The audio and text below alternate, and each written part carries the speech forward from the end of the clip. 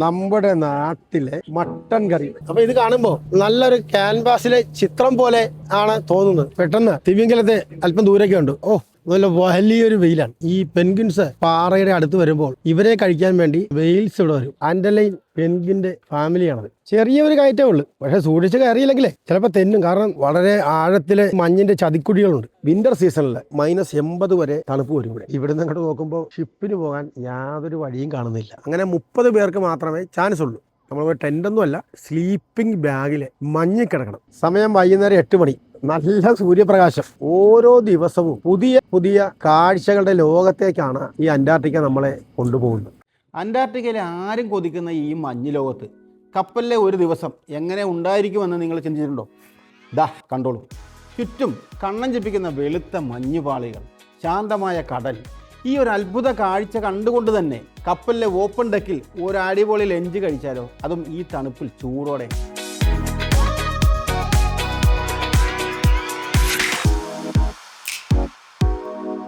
ഇന്ന് കപ്പലിലെ ഒരു സ്പെഷ്യൽ ഡേ ആണ്.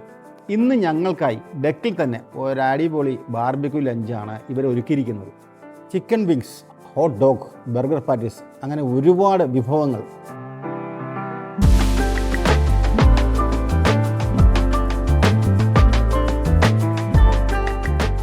ഈ കൊടും തണുപ്പത്ത് കപ്പലിലെ ഷെഫുമാർ ലൈവായി ഗ്രില്ല് ചെയ്തു തരുന്ന ആ ഭക്ഷണത്തിൻ്റെ ഒരു രുചി അത് അനുഭവിച്ച് തന്നെ അറിയണം. യാത്രക്കാരെല്ലാം വളരെ ആവേശത്തോടെയാണ് തങ്ങളുടെ പ്രിയപ്പെട്ട ഈ ഭക്ഷണങ്ങളെല്ലാം പ്ലേറ്റിലാക്കുന്നത്.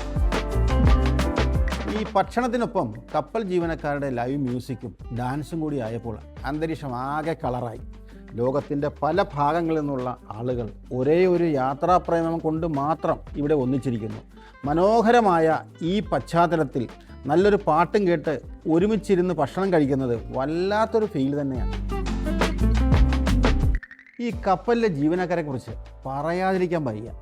ഈ കപ്പലിലെ യാത്രക്കാരെ എപ്പോഴും സന്തോഷിപ്പിക്കുവാൻ ഇവർ കാണിക്കുന്ന ഒരു എനർജി ഉണ്ടല്ലോ, അത് ശരിക്കും ഒരു അഭിനന്ദാർഹം തന്നെയാണ്. ഇവരുടെ വൈബിൽ നമ്മളൊക്കെ ഒഴുകിപ്പോകും. ബാർബിക്യൂ ലഞ്ചിന്റെ മെനു ഇത്. നീളമുള്ള ബ്രെഡ്, ഇത് ഫിഷാണ് ഞാൻ എടുത്തത്. ഇത് ഹോട്ട് ഡോഗ്സ്, ഇത് ബീഫാണ്, ബീഫ് ഐറ്റമാണ്. പോർക്കിന്റെ ഒരു ചെറിയ ഐറ്റം. ഇത് ചിക്കനാണ്, ഗുജൻ റോസ്റ്റഡ് ചിക്കൻ. ഇത് കോണാണ്. ഇതാണ് നമ്മുടെ നാട്ടിലെ മട്ടൻ കറി. അതേപോലുള്ള മട്ടൻ കറി. മട്ടൻ കറി നമുക്ക് കേരളത്തിൽ എല്ലായിടത്തും കഴിക്കാം. പക്ഷെ അന്റാർട്ടിക്ക വന്നിട്ട് മട്ടൻ കറി കഴിക്കണമെങ്കിൽ ഇതുപോലെയുള്ള മട്ടൻ കറി.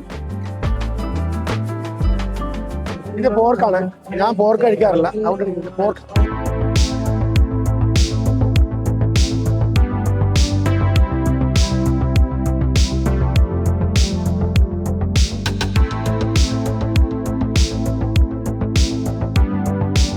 ഇനി ഞങ്ങളുടെ കപ്പലിന് 8ാം നമ്പർ ഡെക്കിൽ ഒരു വെറൈറ്റി ആയിട്ടുള്ള ബാർബിക്യൂ ലഞ്ചാണ്.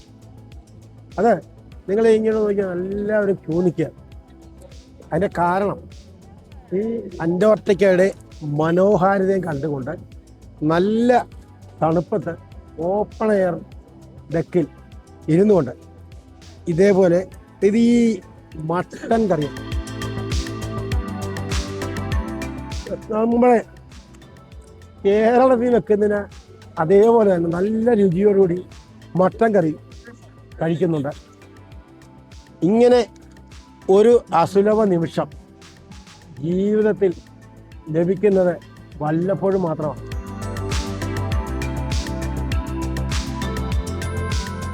ഇന്നത്തെ എക്സ്പെഡീഷൻ ജോലാർ ഐലൻഡാണ്. അത് പോകാൻ വേണ്ടി മഡ്റൂമിൽ ഇരിക്കാൻ. അപ്പോൾ ഞങ്ങളുടെ ഈ ഗ്രൂപ്പ് എന്ന് വെച്ചാൽ A albatross, B blue Nile.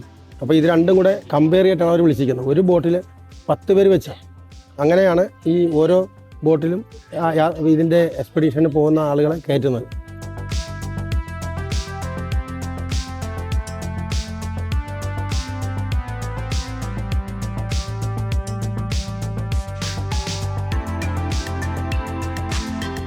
പെട്ടെന്ന് തിമിംഗലത്തെ അല്പം ദൂരേക്ക് കണ്ടു. അതുകൊണ്ടാണ് ഞങ്ങളുടെ എക്സ്പെഡീഷണർ ഡേവിഡ് ഈ ബോട്ട് പയ്യെ സ്ലോ ആക്കിയത്. ഓ, ശരീരത്തിൻ്റെ കുറേ ഭാഗം. ഓ ഹോ ആഹാ, നല്ല അടിപൊളി വിഷൻ. ആഹാ, നല്ല വലിയൊരു വെയിലാണ്.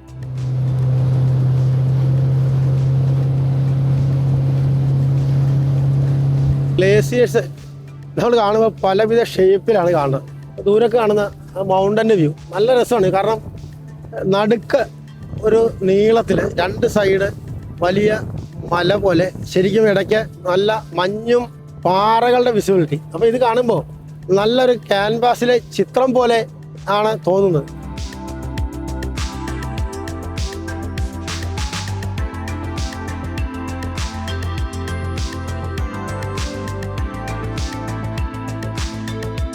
ഇപ്പോൾ ഞങ്ങളുടെ ബോട്ട് വെയിലിനെ ലക്ഷ്യം വെച്ച് പോയിക്കൊണ്ടിരിക്കുകയാണ്. കാരണം എന്ന് വെച്ചാൽ ഈ പെൻഗ്വിൻസ് ഈ പാറയുടെ അടുത്ത് വരുമ്പോൾ ഇവരെ കഴിക്കാൻ വേണ്ടി വെയിൽസ് ഇവിടെ വരും. അപ്പോൾ അതാണ് ഈ വെയിൽസ് ഈ ഭാഗത്ത് കൂടുതൽ കാണുന്നത്.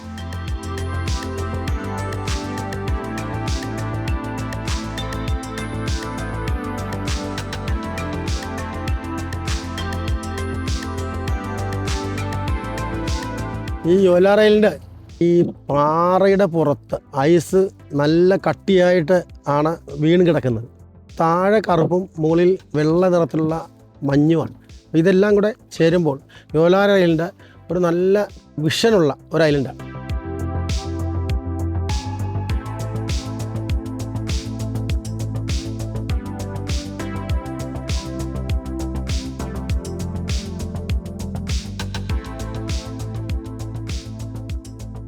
ഞങ്ങളിപ്പോൾ യാലൂർ ഐലൻഡിൽ ഇറങ്ങി. യാലൂർ ഐലൻഡ് ഇത് part of Argentina island. Argentina island വലിയൊരു ഐലൻഡാണ്, അതിൻ്റെ ഒരു പാർട്ടാണ്. ഇവിടെ പ്രധാനമായിട്ട് 1 മണിക്കൂറാണ് ഞങ്ങൾക്ക് സമയം തന്നിരിക്കുന്നത്. അങ്ങ് കാണുന്ന ആ പാറപ്പുറത്ത് ആൻഡലൈൻ എന്ന് പറയുന്ന പെൻഗ്വിൻ്റെ ഫാമിലിയാണത്. കറുപ്പും വെള്ളയും കടന്ന രൂപമാണ് അവരുടേത്. അവരാണ് ഈ ദ്വീപിലെ സ്ഥിരമായി താമസിക്കുന്നത്. ചെറിയൊരു കയറ്റേ ഉള്ളൂ, പക്ഷേ സൂക്ഷിച്ച് കയറിയില്ലെങ്കിലേ ചിലപ്പോൾ തെന്നും. കാരണം നല്ല ഐസാണ്. നോക്കിയേ, ഒരു പെൻഗ്വിൻ ഇവർ ഒറ്റ തിരിഞ്ഞ് വരികയാണ്. അവനെ എനിക്ക് ആൾക്കാരുമായിട്ട് നല്ല ഇണങ്ങുന്ന ഒരു പെൻഗ്വിനാണ് ഇവരെയൊക്കെ കാണാൻ. കാരണം പരിചയമില്ലാത്ത ആളുകളാണല്ലോ ഇവിടെ വരുന്നത്. അപ്പോൾ അവരെയൊക്കെ ഒന്ന് കാണാൻ വേണ്ടിയാണ് അവൻ്റെ പാത വിട്ട് അവൻ്റെ കൂട്ടുകാരിയുടെ നിന്ന് മാറി ഇങ്ങനെ അവൻ വന്ന് കുറച്ച് നേരം ഞങ്ങളോട് നോക്കിക്കൊണ്ട് നിന്നത്.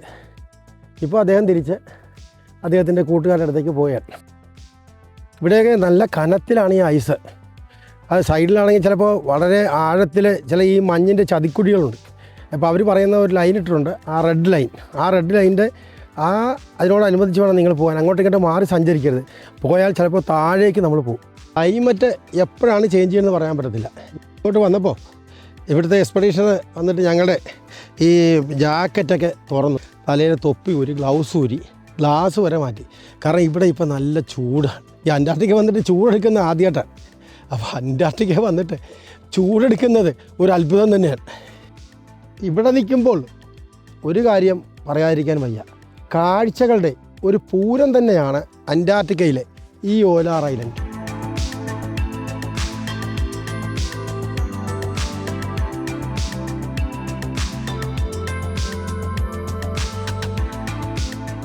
ഐലൻഡിൽ നിന്ന് വ്യത്യസ്തമായിട്ട് ഇവിടെ കുറേയധികം പാറക്കൂട്ടങ്ങൾ കാണുന്നു. ആ പാറക്കൂട്ടങ്ങൾ തന്നെ ചിലയിടത്ത് ചുവന്ന നിറത്തിലുള്ള പാറക്കൂട്ടങ്ങൾ. അപ്പോൾ അതിൻ്റെ പുറത്തെല്ലാം പെൻഗ്വിനാണ്.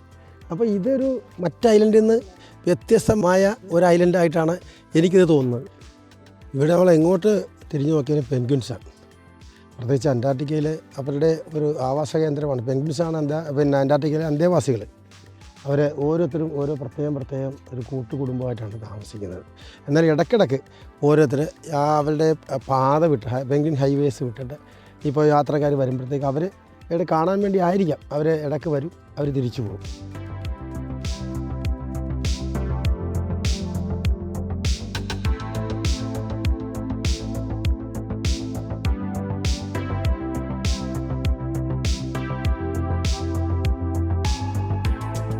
അപ്പോൾ ഇവിടം വരെ മാത്രമേ ഇവിടെ വരുന്നവർക്ക് പോകാൻ അനുവാദമുള്ളൂ. അവിടെ എക്സ്പെഡിഷൻ നിൽപ്പുണ്ട്. കാരണം ഇതിൻ്റെ ഈ അങ്ങോട്ടേക്കുള്ള ബാക്കി ഭാഗം ഭയങ്കര ആഴത്തിലുള്ള ഐസാണ്. അതുകൊണ്ട് ആളുകളെ താഴെ പോയി വീഴാൻ സാധ്യതയുണ്ട്. അതുകൊണ്ട് ഇവിടുന്ന് ഈ ട്രാക്ക് വിട്ട് അങ്ങോട്ട് പോകാൻ പറ്റത്തില്ല. ഇവിടം കൊണ്ട് ഈ എല്ലാവരുടെയും വരവും പോക്കും നിർത്തിവെക്കണം.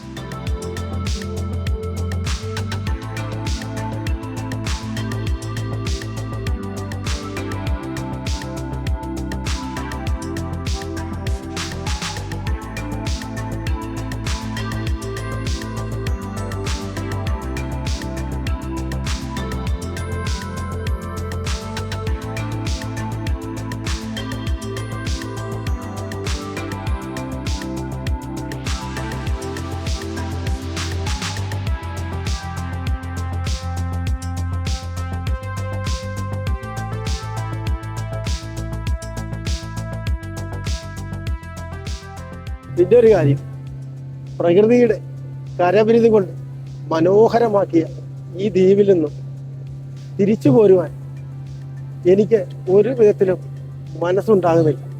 കാരണം അത്രയും മനോഹരമാണ് ഈ ദ്വീപ്.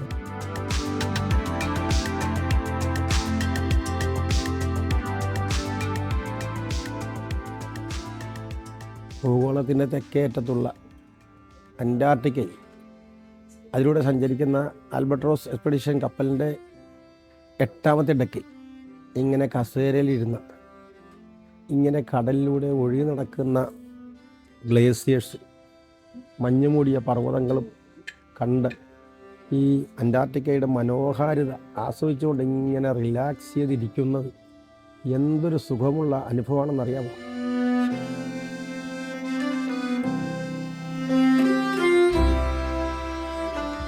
അപ്പോൾ ഞാൻ ഈ കപ്പലിൻ്റെ 8ാമത്തെ ഡെക്കിൻ്റെ ബാൽക്കണിയിൽ നിൽക്കുകയാണ്.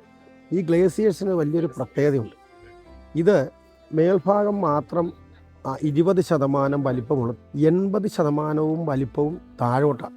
അങ്ങനെ വരുമ്പോഴത്തേക്ക് ഈ നമ്മൾ നേരിട്ട് കാണുന്ന ഗ്ലേസിയേഴ്സിൻ്റെ 5 ഇരട്ടി വലിപ്പം മൊത്തത്തിൽ ഈ ഗ്ലേസിയേഴ്സ് ഉണ്ടാവും. അപ്പോൾ എന്ത് വലിപ്പമാണ് എന്ന് നമ്മളൊന്ന് ആലോചിക്കണം. ഈ ലോകത്തിൻ്റെ ആഗോള താപനം നിലനിർത്തുന്നത് അന്റാർട്ടിക്കയാണ്. അപ്പോൾ ഇടയ്ക്കിടയ്ക്ക് ഇതുപോലെ വലിയ വലിയ ഗ്ലേസിയേഴ്സ് ഈ പൊട്ടി ഇങ്ങോട്ട് വരും. അത് കഴിഞ്ഞിട്ട് വിൻ്റർ സീസണിൽ -80 വരെ തണുപ്പ് വരും ഇവിടെ. അങ്ങനെ വരുമ്പോഴത്തേക്ക് ഈ പോയിൻ്റെ എത്രയോ ഇരട്ടി ഐസുകളാണ് അന്നുണ്ടാകുന്നത്. അപ്പോൾ അങ്ങനെ പ്രകൃതി തന്നെ ഒരു വലിയ സന്തുലനമായ ഒരവസ്ഥയാണ് അന്റാർട്ടിക്കയിൽ ഉണ്ടാക്കി വെച്ചിരിക്കുന്നത്.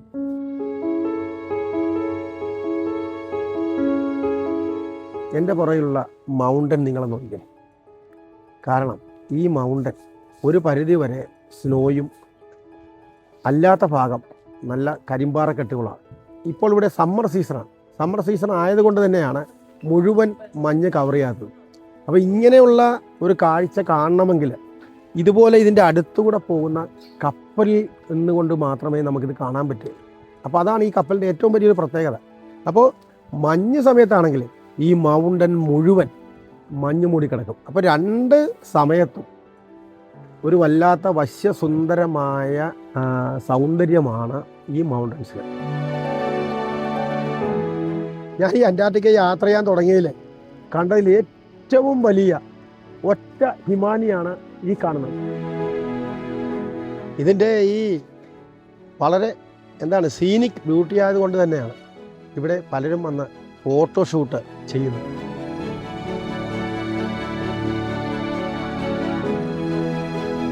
ഞങ്ങളിപ്പോൾ അന്റാർട്ടിക്കയുടെ തെക്കേ അറ്റത്തെത്തി.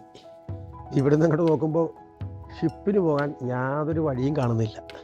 അപ്പോൾ ഇവിടെ നിന്ന് നമ്മൾ നോക്കുമ്പോൾ ഈ 2 മൗണ്ടൻ്റെ റിഫ്ലക്ഷൻ ഈ നീല കടലിൽ അടിക്കുമ്പോൾ നമ്മൾ ഈ വീഡിയോയിലും ഫോട്ടോയിലും കാണുന്നതിനേക്കാൾ വളരെ മനോഹരമായ ഒരു വ്യൂ ആണ് നമുക്ക് കാണാൻ പറ്റുന്നത്. ആ പോകുന്ന സോഡിയാക്ക് ബോട്ട്, അത് ഒരു 10 പേരുമായിട്ടാണ് അവർ പോകുന്നത്. അത് പോകുന്നത് ഈ കാണുന്ന ഹിമാനിയുടെ അപ്പുറത്തെ ഒരു സ്ഥലത്താണ് അവർ ലാൻഡ് ചെയ്യുന്നത്. ഇവിടുത്തെ ഏറ്റവും പ്രോമിനൻ്റായ ആക്ടിവിറ്റി എന്ന് പറയുന്നത് ക്യാമ്പിങ്ങാണ്. ആ ക്യാമ്പിങ്ങിൽ ഞങ്ങളും പേര് കൊടുത്തിരുന്നു. ഇതൊരു ഒരു one of A life time എക്സ്പീരിയൻസാണ്. പക്ഷേ അവർ നറുക്കിട്ടാണ് ആളെ എടുക്കുന്നത്. അങ്ങനെ 30 പേർക്ക് മാത്രമേ ചാൻസ് ഉള്ളൂ. അപ്പോൾ ഞങ്ങളുടെ കൂട്ടത്തിലുള്ള 2 പേർക്ക് ആ നറുക്കിൽ അവരുടെ പേര് വീണു. അങ്ങനെ ആ 30 പേര് ഇവിടുന്ന് ബോട്ടിൽ കയറി ഹിമാനിയുടെ അപ്പുറത്ത് പോയി അവരെ ഷവൽ കൊണ്ട് കുഴി കുത്തി സ്ലീപ്പിംഗ് ബാഗിൽ കിടക്കണം. നമ്മൾ ടെൻ്റൊന്നുമല്ല, സ്ലീപ്പിംഗ് ബാഗിൽ മഞ്ഞ് കിടക്കണം. അതൊരു വളരെ നല്ല ഒരു എക്സ്പീരിയൻസ് ആയിട്ടാണ് ഇവിടെ പറഞ്ഞു കേൾക്കുന്നത്.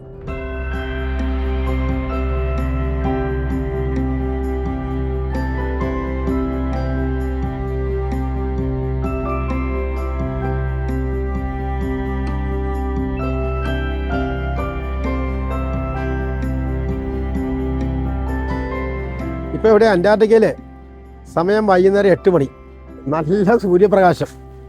അതാണ് ഇവിടുത്തെ വലിയൊരു പ്രത്യേകത. പിന്നെ ഈ അന്റാർട്ടിക്കയിൽ ഓരോ ദിവസവും പുതിയ പുതിയ കാഴ്ചകളുടെ ലോകത്തേക്കാണ് ഈ അന്റാർട്ടിക്ക നമ്മളെ കൊണ്ടുപോകുന്നത്. അപ്പോൾ ഇവിടെ അന്റാർട്ടിക്കയിൽ വരുന്ന ടൂറിസ്റ്റുകളിൽ ഏതാണ്ട് 10% പേർക്ക് മാത്രമേ ഈ എക്സ്പെഡീഷൻ കപ്പലിൽ യാത്ര ചെയ്ത് ഈ അന്റാർട്ടിക്കയുടെ തെക്കേ അറ്റത്ത് എത്താൻ പറ്റുകയുള്ളൂ. ആർട്ടിക് സർക്കിൾ കടന്നു പോരാനും പറ്റുകയുള്ളൂ. അങ്ങനെ വരുന്നവർക്കാണ് ഇതുപോലെയുള്ള മനം മയക്കുന്ന അന്റാർട്ടിക്കൻ കാഴ്ചകൾ കാണാൻ കഴിയുന്നത്. അപ്പോൾ ഇതിനുവേണ്ടി ഞങ്ങൾ 179 പേരുണ്ട്. ആ 179 പേരും ഇങ്ങനെയുള്ള കാഴ്ചകളെ ഓരോ ദിവസവും ആസ്വദിക്കുകയാണ്. കാരണം ഈ കപ്പലിൽ നിൽക്കുമ്പോൾ കാണുന്ന കാഴ്ച, അതുപോലെ തന്നെ സോഡിയാക്ക് ബോട്ടിൽ പോയി ഇറങ്ങി കാണുന്നൊരു കാഴ്ച, എന്നെ സംബന്ധിച്ച് ഇത്രയും ഈ ലോകത്തിൻ്റെ തെക്കേയറ്റത്ത് വന്ന് ഇതേപോലെയുള്ള മനം മയക്കുന്ന കാഴ്ചകളൊക്കെ കാണാൻ സാധിക്കുന്നത് ഒരു അച്ചീവ്മെൻ്റ് തന്നെ ആയിട്ടാണ് ഞാൻ കരുതുന്നത്. ഞങ്ങളിപ്പോൾ ഡെമോയ് പോയിന്റിൽ ഇറങ്ങി. ഇതൊരു വലിയ സറൗണ്ടിങ് ഏരിയയാണ്. അപ്പോൾ ഇവിടെയും നമ്മുടെ അന്റാർട്ടിക്കയിലെ അന്തേവാസികൾ ധാരാളം കാണപ്പെടുന്നുണ്ട്.